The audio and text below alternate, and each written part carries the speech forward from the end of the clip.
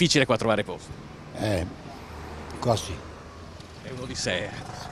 veramente. Non c'è solo via Giustiniani nella mappa del disagio di chi deve raggiungere il vecchio ospedale di Padova. Qui siamo all'ingresso di Porta Pontecorvo e la situazione non cambia. E anche qui le richieste dei padovani di un nuovo ospedale appaiono giustificate davanti alle difficoltà che quotidianamente si manifestano per queste vie.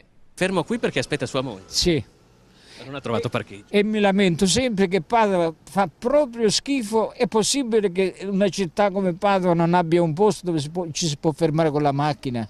Ora, qua, intorno all'ospedale, mia moglie non può camminare, poverina, devo aspettarla in qualche posto. Dentro non mi fanno stare. Qua devo stare con gli occhi perché ognuno ha diritto di passare, eccetera, eccetera. Quindi Padova è una delle città in Italia dove parcheggiare è un lusso.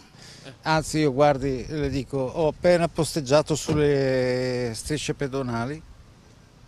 Perché non trovava da nessuna parte. No, assolutamente. Ho mio padre che sta molto molto male, e ho pochi minuti, alle 12:30 devo andare su e qui non c'è parcheggio, non c'è niente, non c'è assolutamente nulla. Sto attendendo che mia moglie sta facendo una prenotazione in ospedale e quindi il tempo è limitato, per cui È impossibile trovare un parcheggio, si è dovuto fermare. sì, assolutamente. Quindi è necessario comportarsi in questa maniera, che non è l'ideale naturalmente, però di necessità virtù. Sì, la lascio qua perché non trovo nessun'altra possibilità, nemmeno a pagamento, di là è sempre pieno. Io vado spesso in ospedale, qui c'è ombra e trovo il posto, è rischio, ma la lascio qua. Per cui magari lo metto in sosta vietata e se va bene, se non passa il vigile, va tutto bene, se arriva ti paghi la multa.